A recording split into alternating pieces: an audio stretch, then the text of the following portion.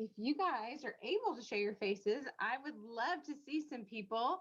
And I would love for you guys to highlight some of your new people that are on this call tonight that have earned the call. I don't know if Alicia is here yet, but Alicia went gold this last month. I don't think she's on yet. No, but when she is, I'm excited. Anybody else?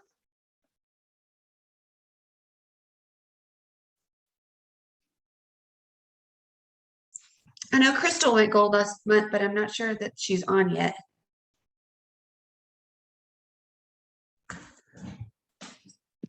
Well, let's go ahead and get started.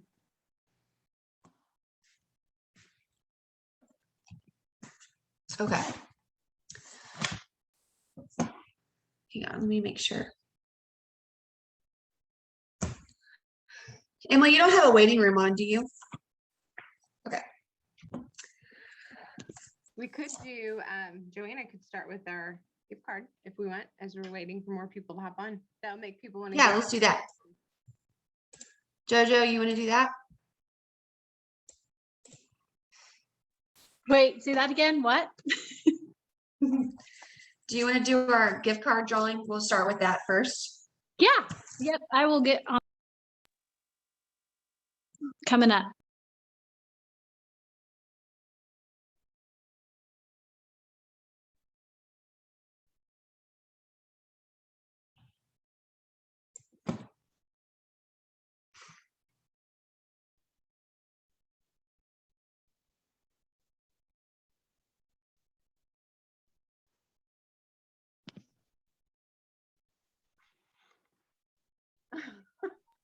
I'm just entering everyone, so I'll have it in just a Do you want to minute. go then, Jordan? So that way, because it might take a minute.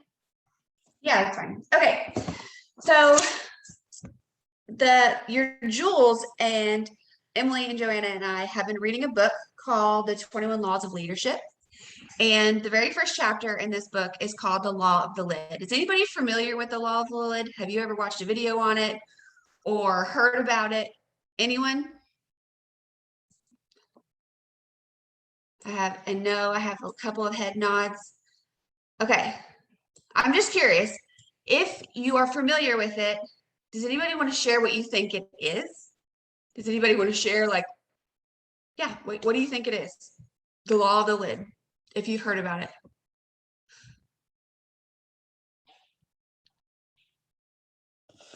Isn't it kind of like you feel like you've reached a certain place in life that you just don't know that, like, what the next step is or where you're going to go or how you can bring value, like not even just as a leader working a business, but as a person. Like there's just it's like ceiling you feel like you've reached and you seriously don't know how to take that next step. Yeah, so it's yes, it is the cap that you have put on your level of effectiveness, basically. So the answer to that is yes. So basically what John Maxwell says, the law of the lid, let's say that you are here, okay? Most likely, you guys, your team will never do more than you. So if your level of IPA is here, your level of showing up is here, your level of consistency is here, your level of creativity is here, your level of personal growth is here, your team, that is the cap you have set, right? But what the law of the lid says is that anyone can grow their level of effectiveness. And that's what I love about this, is that this is an area that we hope tonight to share a light, to shine a light on. There's no shame in this. Okay. So we're going to give you all some reflection questions. There's zero shame. If you're like, holy cow, I am not good at this. Good. Like, this gives you so many different areas for you to grow you as a leader. And you're already gold doing what you've been doing, right? So now you get to grow in all these areas so that you can go emerald, sapphire, diamond. So when you are here, your team will be here. What happens when you raise your leadership lid from a 5 to an 8? You start attracting people who are also at a 7 or an 8. Your team starts raising their lids. Your level of effectiveness is equal to your lid. Okay. The success of your business is equal to where your lid is. When I started my business, well, I won't tell you what number I was because I actually don't remember what number it was, but the 5 levels of leadership kind of talks about that, what level of a leader you are. Okay. I was a level 1 leader when I started this business. No joke. Okay. I took it 3.5 years later and I was a level 4 leader. That was a big jump that took a lot of growth. So the law of the lid is your level of effectiveness as a leader. I'm going to read y'all a couple quotes from his book. So he says, so here it is. Leadership ability is the lid that determines a person's level of effectiveness. The lower the individual's ability to lead, the lower the lid of his potential. The higher the individual's ability to lead, the higher the lid of the potential. Okay. So as you grow, your lid, your leadership ability, your capabilities, your ability to show up, your effectiveness will grow and your success will grow. Okay. So that was the first one that I really liked. And then the second one, I really want to talk about for a second. So y'all get ready to unmute. I really want to talk about this. It says, without leadership ability, a person's impact is only a fraction of what it could be with good leadership. The higher you want to climb, the more you need leadership. The greater the impact you want to make, the greater your influence needs to be. Whether you will accomplish or whatever you will accomplish is restricted by your ability to lead others. We're going to talk about some of these things tonight that are going to help you grow your leadership lid, but I know some of y'all can just bang out IPA, but are we showing that to our teams when we are sending messages? Are we sharing those messages with our team? Are we rising them up all the time? Are we doing the team challenges on the team page just because we know as a leader, if we don't do it, they won't do it? So there's just a lot of different leadership steps that we can take to grow more. Okay, so that is kind of what the lid is. We'll dive more into the details, but hopefully that gives you an idea of what this is. Okay, now I want you to really have this awareness step of where am I? So you just figured out what it is. Where are you? Where's your lid? I'm going to ask y'all 3 questions. Are y'all ready? And you're probably going to need a pen. And the first time we did this, sweet Diamond Ambassador Emily Burgess totally botched it. So don't do like Emily. I thought you were going to say something. All right. Are you ready for this? I need y'all on your paper at the top, put a 0 and then put the word never. Okay. The next one is right under that, just do a number 1, and that will mean rarely. And if somebody wants to type this in the chat too, that might be helpful. And then the second one is, or number 2, put a 2, occasionally.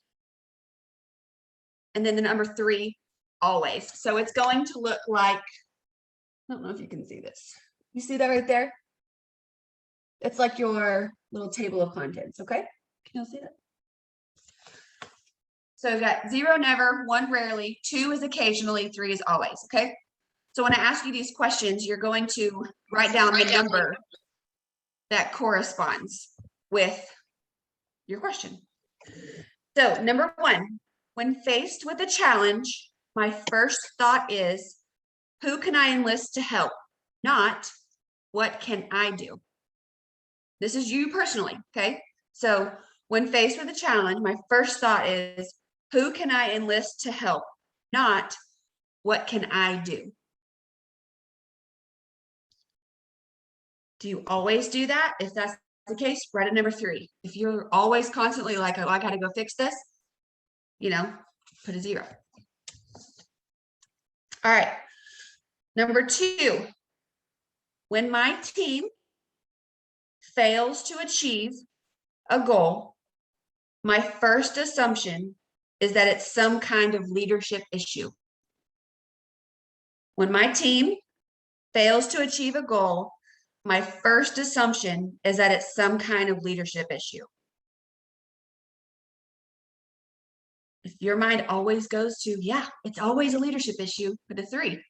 If normally you say, my team's not working right now, you should probably put a 1 or a 0. All right, number 3. I believe that developing my leadership skills will increase my effectiveness dramatically. I believe that developing my leadership skills will increase my effectiveness dramatically. If you believe that, put a 3 or a 2. Okay. Now I want y'all to add those numbers up that you got, and I want you to share them in the chat. And there is no shame in whatever number you got.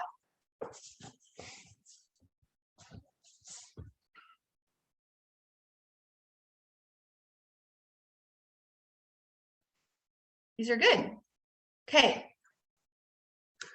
So let me tell you what this means. All right. So if you scored an 8, 2, and 9, then this is going to be your strength zone. Okay. This is something that you maybe are good at. Maybe you've been honing in on it, or maybe this is something that comes naturally to you. You are a 5 to a 7. You have potential to get stronger, but you are definitely, this is not a weak point for you. And if you were a 0 to a 4, this is a weakness. And it says to surround yourself with strength or partners that can help you fill these gaps. And then I would also encourage you to go dive into leadership training in general. So anyway, this at least gives you an awareness of where you are. Jessica Heffley likes to call this your red dot.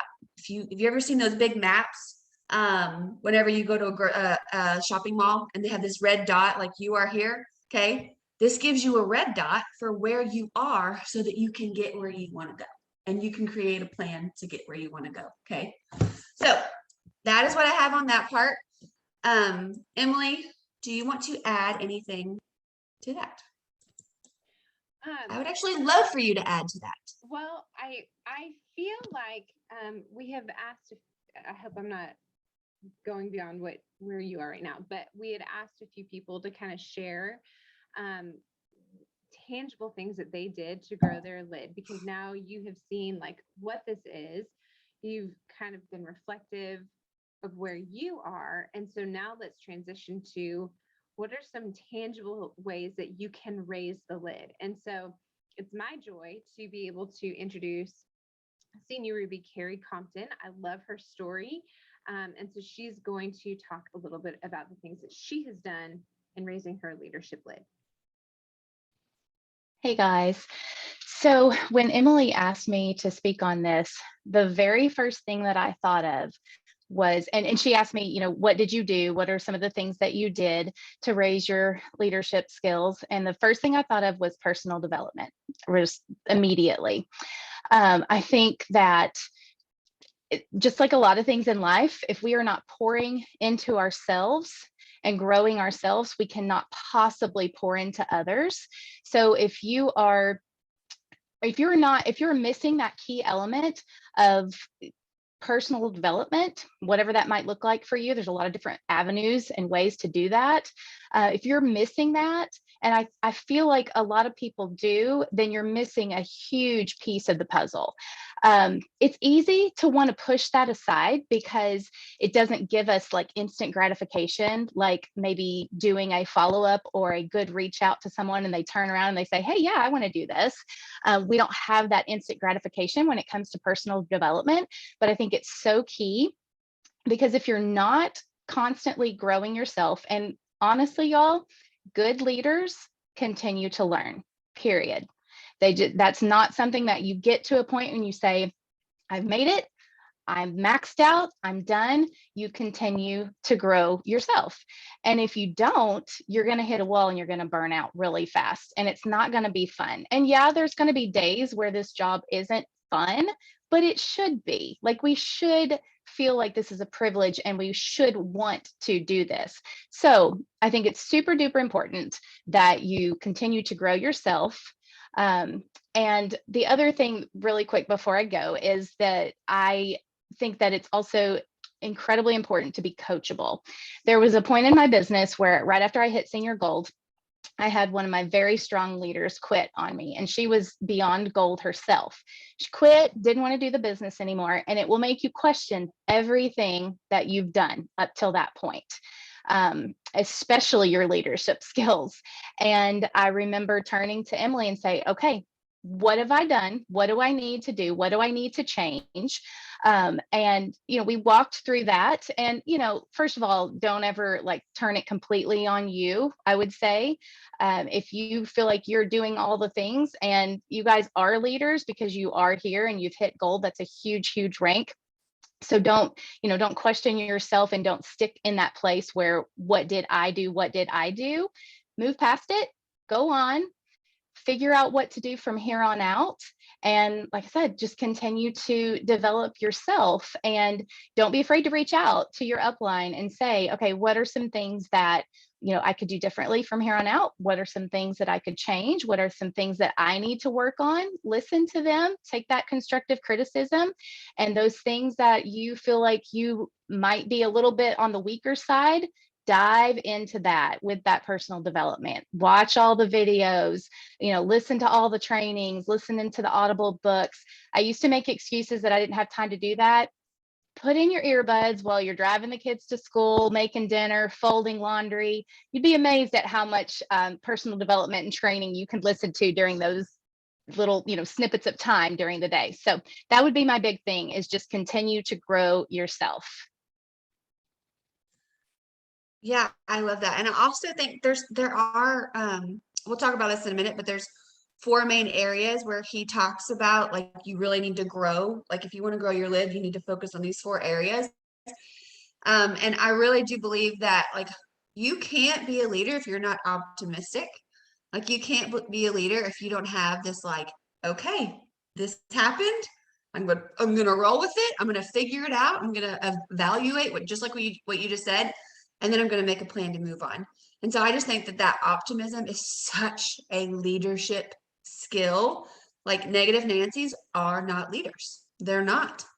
Like, you will create a team of negative Nancy's. So anyway, does anybody else have an example or want to share an example of a time you had to grow as a leader, or an example of your leadership lid growing?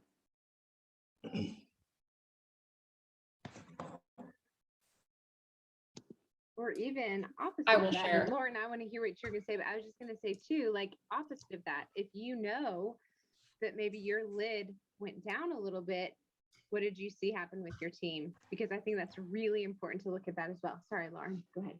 That's okay. I will share something.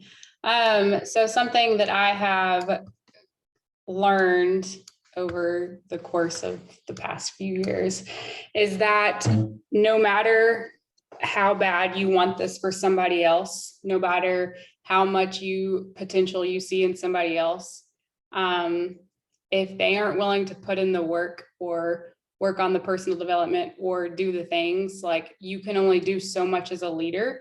And if they aren't willing to step up to the plate, that is not your fault. There is nothing wrong. There's nothing that you did wrong if they aren't willing to show up and do the things. Like, that does not define you as a leader. That does not mean you failed. That just means that you need to go find someone else. Go find a new runner. Go find somebody that wants it as bad as you do. But don't pour all of your time into somebody that's not willing to put the time and the effort, back to you or back to the team. I always like to say, give 80% of your time to that 20% that's running with you. I have a handful of people, runners, but really, like, I have my runners, like, right here. And that's where I pour my time. Like, I give all of my undivided attention to them.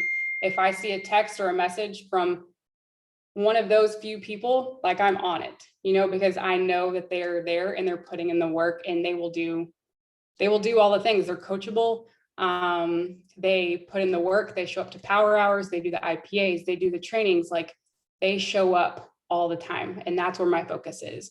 So you can't let your focus get derailed from those people that don't show up. And that's my thing. That's what I have to tell you guys. Bless. Well, I love your thing. Okay.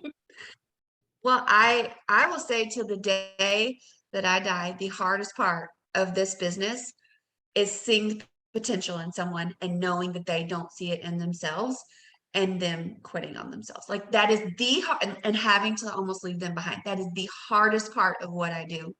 Because I can sit here until you can sit there until you're blue in the face all the time and tell them how good they are, how much you believe in them, how much you've seen them succeed, what the good things you see, their gifts, but it doesn't matter if they can't see it on themselves. So I love that a lot. Okay, so I want y'all to write these down. These are the 4 areas that John Maxwell, in his book, The 21 Laws of Leadership, he says that these are the 4 areas that basically you need to evaluate in order to grow your leadership lid. So the 4 are people skills, planning and strategic thinking, vision, and I would say vision for your own business, but also vision casting for your team, and then results. And so I quickly want to tell you all this really, because I think that sometimes you see a sapphire or an emerald or a diamond, a double diamond, and be like, wow, that girl's lid has got to be really high. She's got to be. And I want y'all to know this. Someone's rank has nothing to do with their leadership lid. I have seen diamonds have poor leadership lids, but they somehow, even though this is a law, right? Like somehow they got around the law and they attracted someone that had a higher lid than them. And that's why they're there. Am I shaming them? No, good for you. Go girl. But I'm just saying, I want y'all to know that don't look at someone and think they have a certain leadership lid level just because of a rank. I have seen gold ambassadors have high levels of leadership.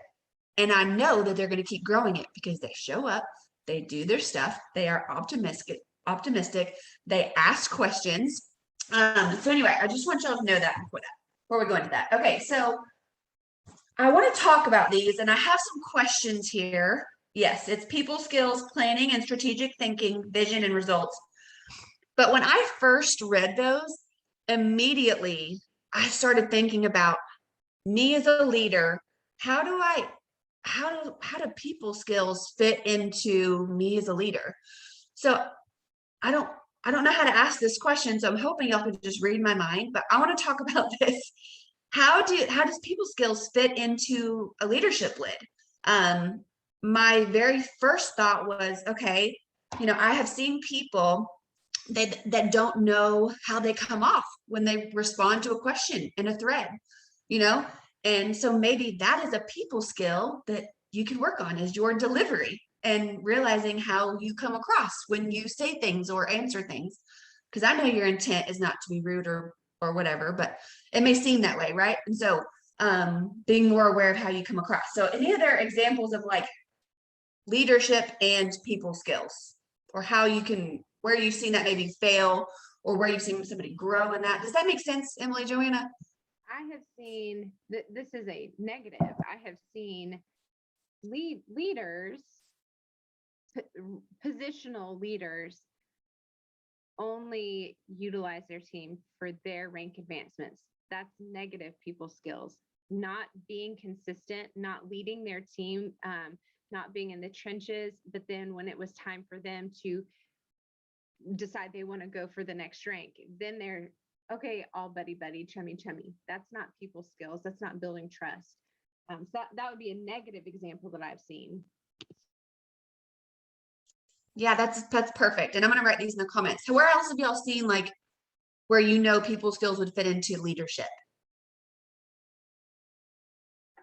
Negative or positive? Well, for me, one of the big things that I feel like a strong leader does is makes connections with their peeps. And so obviously that's a people skills thing. Do you have the skills to hold the conversation with someone who you maybe normally wouldn't, but who's part of your team? And make an authentic connection with them. And I think that's the key, is you're kind of like what Emily said, you're not just making a connection with them when it's convenient for you, or in a fake way. You're genuinely talking about their family and talking about their dreams, and their kid's name and their husband's names, and that is so so important. And that's a life skill. That's a people skill, like all those things. Yeah. Well, and Marissa, you said that you're really good at this. Can you tell us why? I mean, like, if you're good at it, we need to know what you're doing, right? There's no bragging here. We're all teaching. So tell us why you're good at it. What are some things you do? I really, I don't know. I just feel like it's something that, and that's not a great leadership quality to not know. But I think that it's just very natural to me. I think like that connection piece. And yeah, like Lauren said, I know that I'm somebody that like, I can tell when someone's talking to me and they're not genuine. Like, I feel like I notice that right away. And I hate that. I hate that feeling. And so I think for me, I just really tried to be a good listener, and I tried to like listen to what the person's saying and feel them out based on tone. I don't know. And maybe that's why I love voice messages so much, but I don't know. I just want to be like a good friend, I feel like, is what I try to do first. And then just connection. And that's kind of my go-to. Good friend. What would I want someone to say to me? I'm also yellowish, so I feel like that, I don't know, that connection, and it just comes really naturally. So I wish I had better words. I don't know, maybe Lauren can emphasize more because I feel like we're the same. But does that make sense? Like, this funny you brought up color personalities, because I actually wrote on each of those 4 which color personality I thought it would come more natural to. I don't know, for me, I do feel like yellow is probably more natural for that, because it seems to me, at least from what I know, more in touch with feelings and emotions. And I think that when you're talking to someone, like, that's really important, especially in this, when they're telling you, like, what their goals are and their, health struggles and stuff, like, that's really personal information for people. So, like, I have close family friends that I don't even know theirs, like, they've never shared with me, and then I'm hearing from other people. So I just try to be really genuine with that, if that makes sense. Marissa, for me, like, just as your friend and knowing you, I just feel like so much of you're just like the golden rule, like, treat other people the way you want to be treated. Like, and that's why, like, it bothers you so much when someone is rude to you or like ghosts you or whatever, right? Because you're like, I literally just poured my heart out to you and told you all these amazing things about you, and you like ignore me or you ghost me or whatever, right? You just want to be treated the way like you treat them. And so I feel like that is like your core, and that's why you're so good at this, because it's like you want people to sit and listen to you and not be, sidetracked, and so you do the same.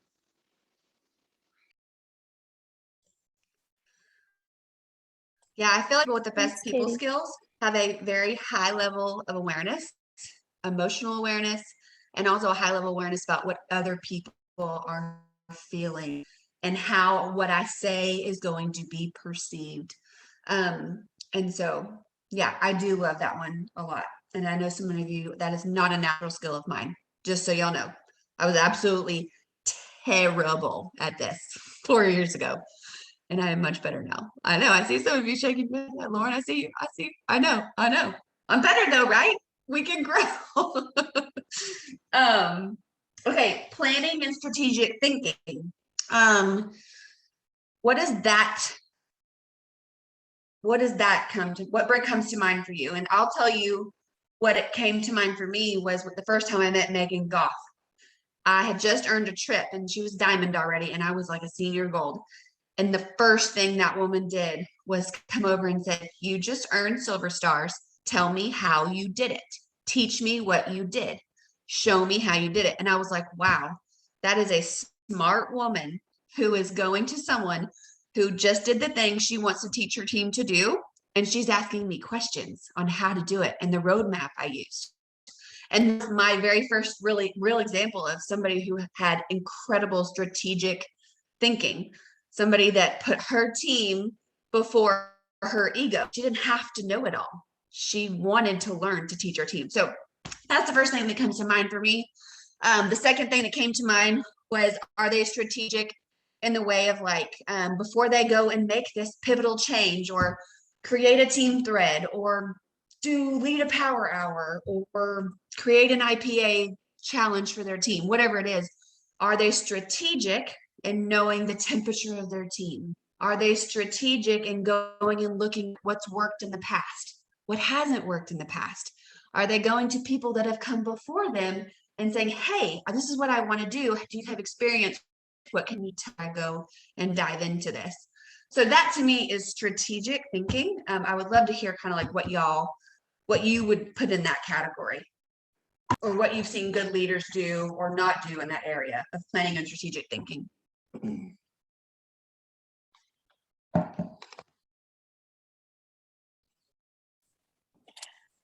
I know that Katie just talked about me, and I'm not only going to say this because she just said something about me, but I feel like Katie really falls in this category because she's just constantly doing this. Like, she's really filling out the temperature of the team. And like, I feel like the number one question that she asks me is like, what does the team need? And she really thinks about those things before, we plan out the month. Like, what are we going to do for the month? What would help our team hit their goals? And it's just very strategic. Well, and I was typing this as you're writing, but I'm going to go ahead and say it because this is about Katie also. I think that the person that has great people skills has a high level awareness of how people are feeling, what they're thinking. I think the person that is really strategic in this way has a high level of awareness on goals, a 90-day plan, their virtual office, how their teams are doing. It's more of the actions, right? And so I would totally agree that Katie fits in a great leadership role with this one.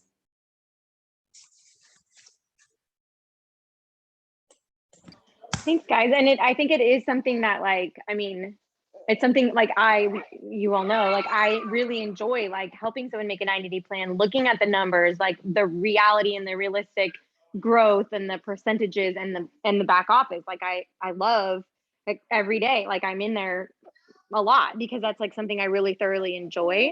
And then I think, like Marissa said, it's so important when you're planning things out, like, that you're, putting on the gas when your team is in momentum, but then like putting on the brakes a little for your team, still providing the resources and the opportunities and the things to invite to. But when you're in momentum, it's like you need something every couple of days, right? But if you start doing that when you're not, it becomes overwhelming. And so just like finding that, that perfect balance.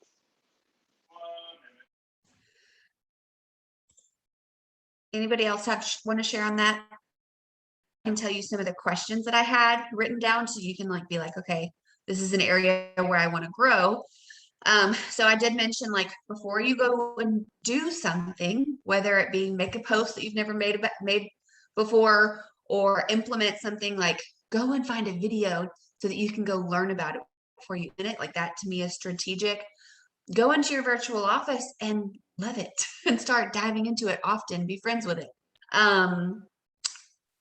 I think that also your intentions on this one need to be really team focused. What are my team's goals? What does my team need? A good leader is strategic because they have a high level awareness of what their teams are doing and not doing, what kind of accountability they need, right? Like, you're always in that temperature of your team. And some of you don't have teams yet, and that's totally okay. The girl that comes to me and says, hey, I have 8 orders right now, one more gets me to super silver, right? I'm like, yes, right? Like, that's a high level awareness in strategic thinking because you know what you need. So anyway, that's just some of the things I had on that one. Then the third one is vision, and I know we're taking way too much time on this. Go ahead. Can I say one thing to that? If you are like me and you aren't like Jordan or Katie, where that comes supernatural, being a strategic thinker or being a planner, to me, I feel like this was a way that I helped raise my leadership lid as a senior gold ambassador, of getting connected with people who had similar goals, but different strengths. And so while I may not be strong in that area, Jordan is. And so she's able to help the three of us have a better vision of being a better planner, being better with strategic thinking, and then we can offer other things. So I do think that being connected with people it's very important. And so if you are not at that place where you have that strategic thinking default, don't feel sad. Just go find someone that has similar goals as you and you guys run together. Totally. I'm so glad you brought that up because I would not have the people skills that I have now if it weren't for you and Joanna. Joanna's the girl that always pops in and says, hey, this is the giveaway I'm doing for my team, or this is the gifts I'm sending. And I'm like, what? Like, that is so cute. I would have never thought to do that. So anyway, totally agree. Vision. This is actually one that I personally love, is vision casting and vision for my own business. And so whenever I say like vision as a leader, what comes to mind for you? And that can be for yourself, for your team. What is that?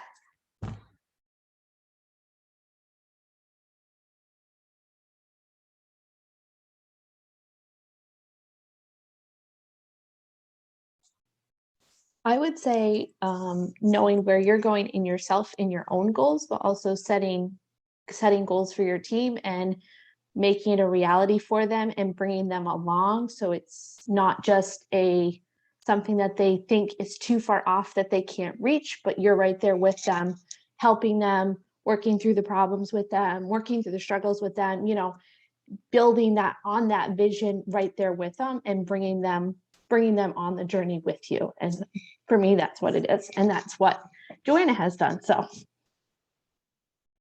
Yeah, that's perfect.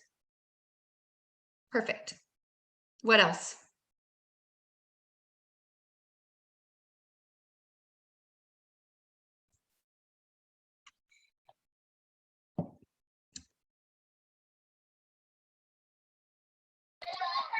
I feel like I'm talking a lot, but no one else is talking. So I waited some seconds.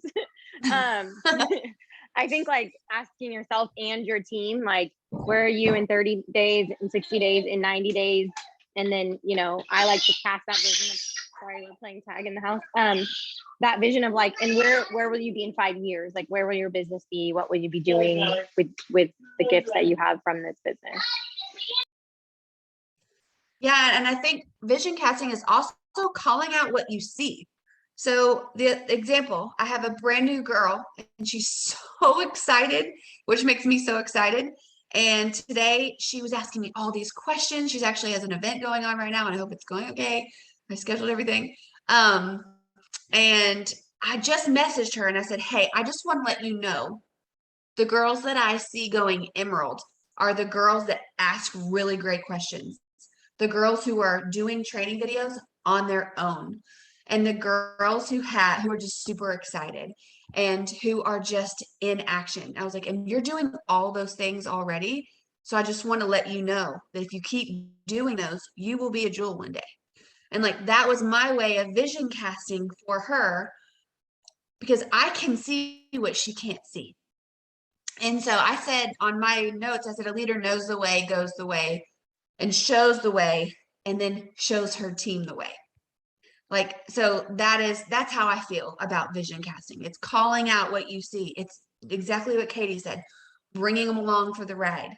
So what else? Can y'all think of anything else on that? I can say something. Yeah. So one morning, our power hour, so we do like morning power hours, and one of them turned into a not working power hour. It ended up turning into like more of a connection call. And we did it kind of on vision casting, but it was more of like, why are you here? Like getting everybody to reflect on like why we're doing this, like where are you going? Why are you continuing to pursue Plexus? Like, I know you started it either for the business or for the products, but like when you're Diamond, what does that look like for you and your family? Like, what kind of financial freedom is that going to allow you to have? Like when you do your Diamond Doc, who's going to be there with you? And just talking about like everybody's whys on that call, whether it's like my level ones and their level ones and their level ones, just everybody knowing and being on the same page of like where their uplines, what their why was, or what, their personal why was. Like, it was so inspiring to like hear and see, because we're all working together. Like, I couldn't do this without Randy Page and Jessica. They couldn't do this without me. They couldn't do this without their team. And so when everybody's like casting their vision together, it just makes it so much more real and so much more fun that we're all working in this together. It's not like them doing it on them, like by themselves. Yeah, I love that so much. I Because want you can't, to sort of, go ahead. I kind of wanted to add something to that because it made me think of, I guess, a lot that I'm doing right now in messaging is really pulling out like the qualities that I love in that person, because I think a lot of times people don't realize that that's really evident to other people, and those are the things that people appreciate that about them. But what I've also found, which is just interesting for me as, you know, whatever, when I'm messaging people, is like, if I'm looking at their page and none of that really stands out to me, I find that I will just move on and like go to someone else, which I think is kind of cool and powerful, because I think that it's helping me to like find who it is that I really want to do this with, because we've probably all been there before, where there's been people that come to you that want to do this, that are not, I don't know, this sounds kind of bad, but are not maybe necessarily the people that are going to stick around. Like what Lauren just said, like who will be there with you when you're doing your Diamond Dock? Like who are those people that you know, will probably cry when you hear them talking about you, you know? And those are the people that I want to message in that way. And I find that when I don't see those things and they're not glaring at me through their social media or from what I know about them, I'm like, that's okay. Like, I know there's other people, you know? So I don't know, it kind of goes along with vision of like where I see this going for me and my family and the people that I want to spend, you know, my time on that are invested in this. Yeah, and Marissa, I would be curious to know what is attracting you to them. Normally, it's things like people skills and optimism. Normally, it's things like they get results in life and they do hard things. Like those things are attractive to us because they already have leadership qualities. Like, anyway, at least that's what I have noticed.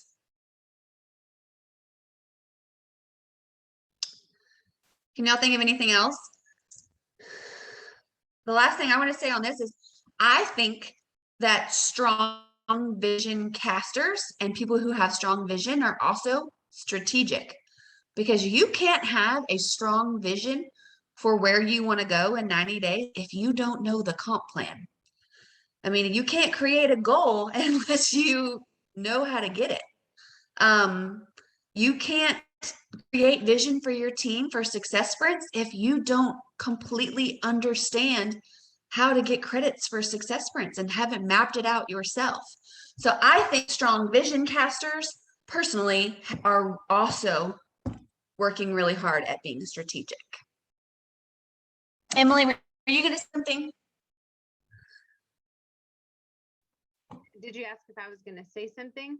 Yeah, I thought you like looked like you were going to click the unmute.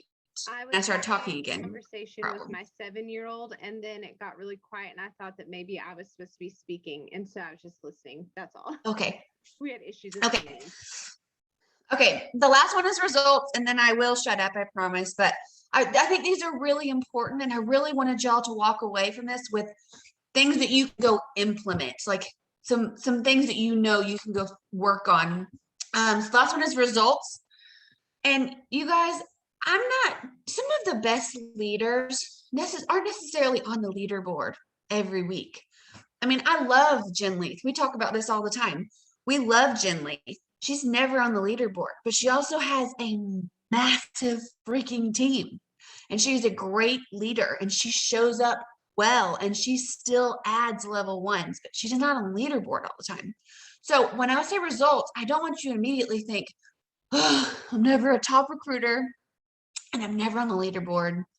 I already suck at this one. I'm going to tune out. Okay. That is not what this is. So tell me what y'all think of when you think of somebody that you respect in a leadership role. What kind of results are they getting? Because I can guarantee you it's not all about how many they're adding every month. That's important, but it's not the most important.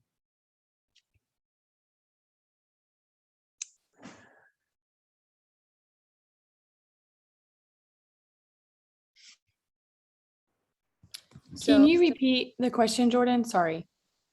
Yeah. It's kind of like two questions actually. So one of them was like, when you see somebody that you really respect in the results area of leadership, what kind of results is it that you're respecting? But also like, what do you think of when you think a good, or what kind of results are they getting? So I would think of longevity. A leader who leads well is not going to have the people who just skyrocket up and then just as quickly as they go up, they just and fall off the face of the earth. But maybe a slow and steady pace, maybe it's a fast, steady pace, but regardless, it's steady and it is,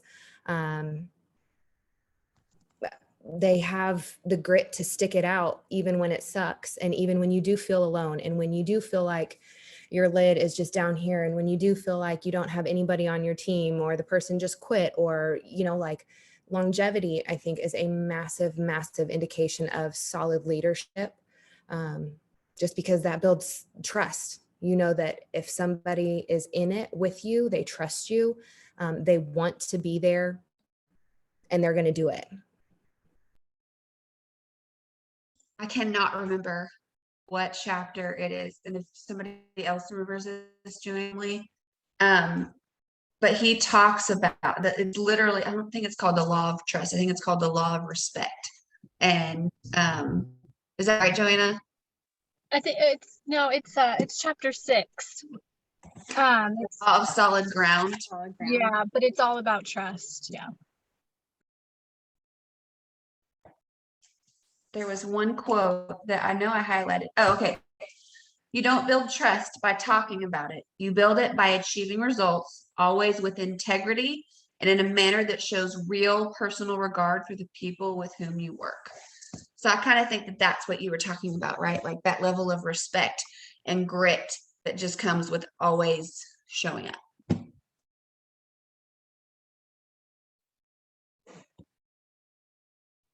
What else? Anybody else want to share on results? I want to say something to what Ab said that was really smart, Abby, but you had mentioned like when your lid is really down because you don't have a team that's working.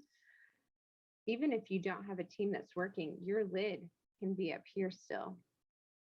I had somebody message me the other day. She actually has been a part of Plexus. She's not on any of our teams. She's been a part of Plexus far longer than I have. I think she's a gold ambassador. And she messaged me and she said, Emily, when did you start embracing a diamond mindset?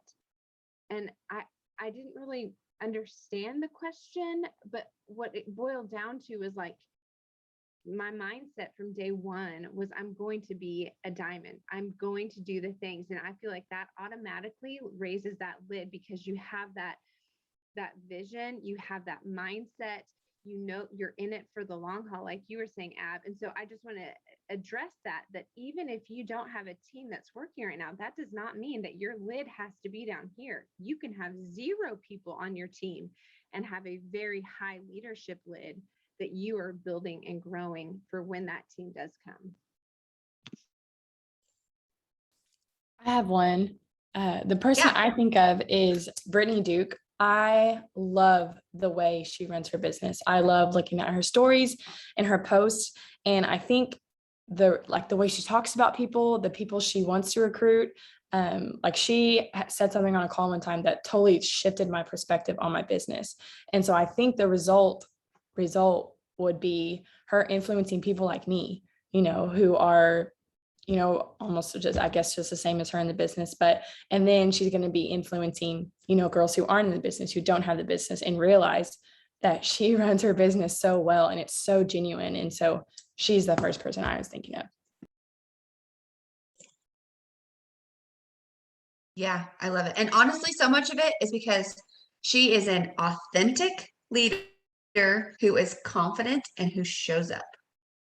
Like, if you can do those 3 things, done. And you embrace personal growth.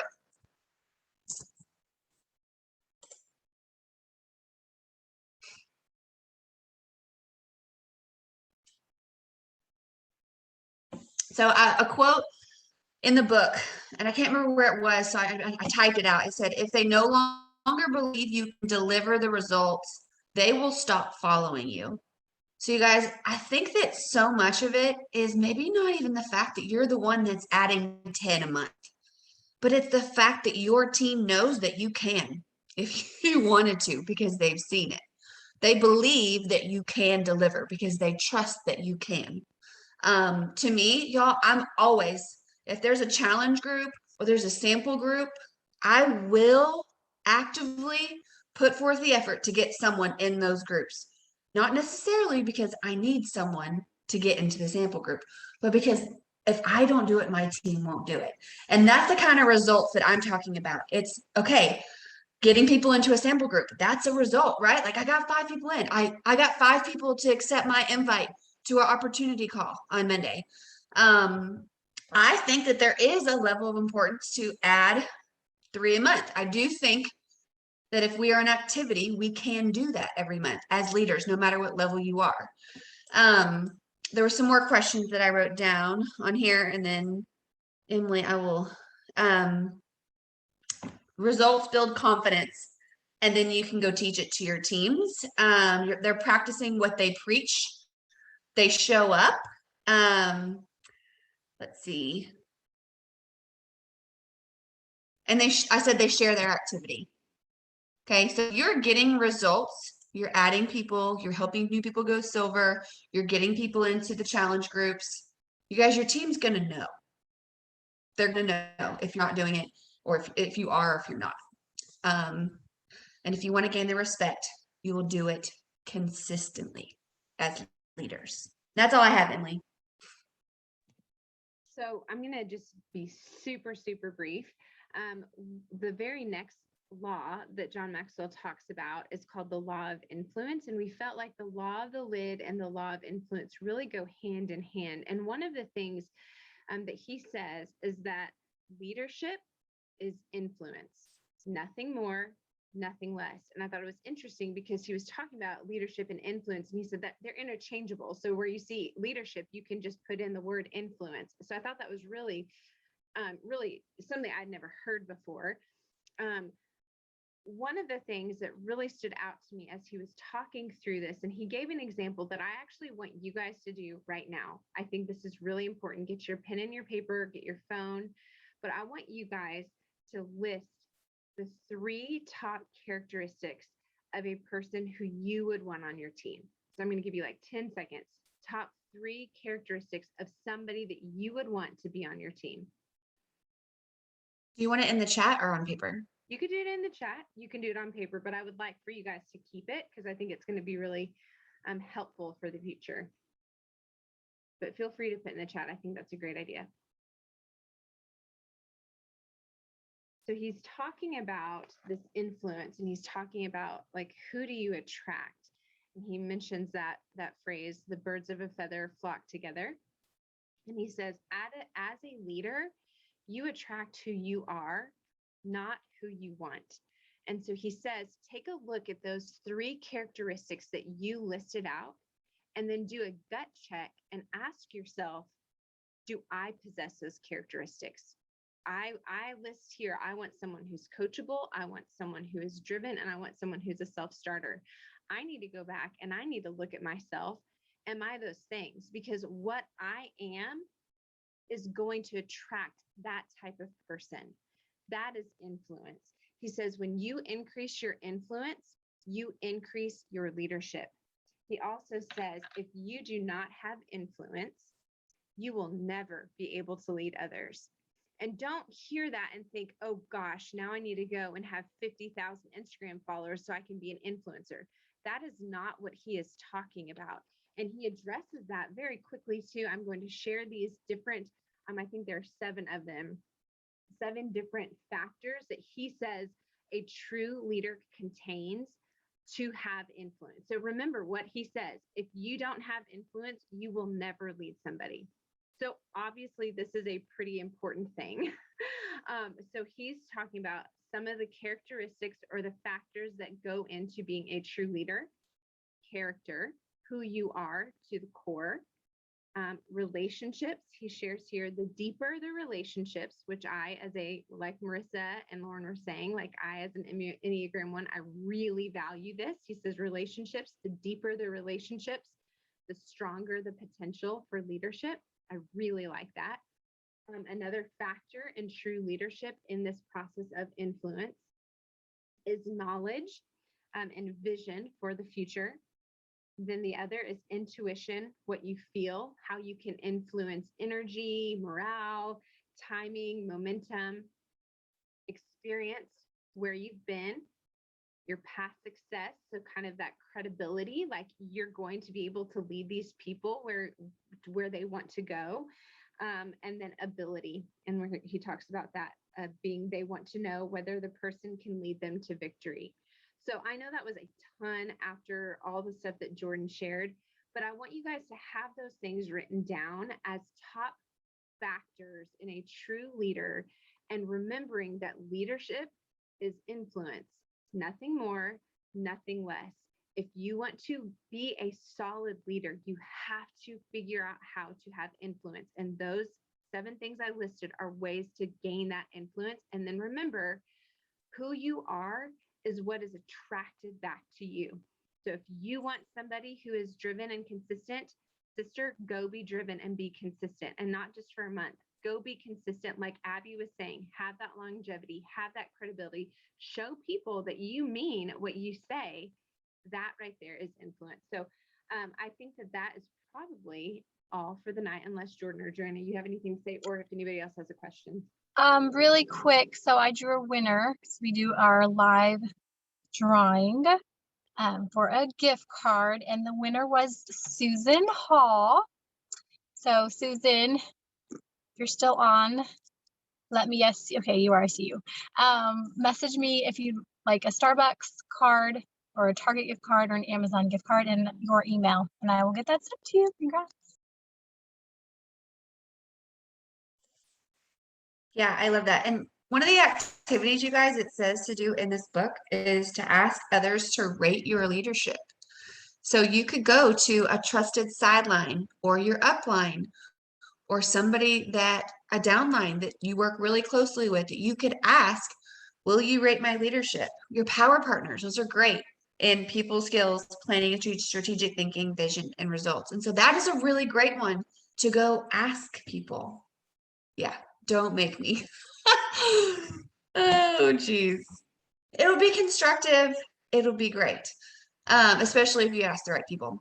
You could also ask your husband. Like, you could ask people that aren't with Plexus too, right? Like, so anyway, thank y'all for coming tonight. If y'all have a topic on your mind or on your heart or something you're going through that you really hope that we will touch on in the next month, please, or in the next couple months, let us know what that is. Otherwise, I think we're done.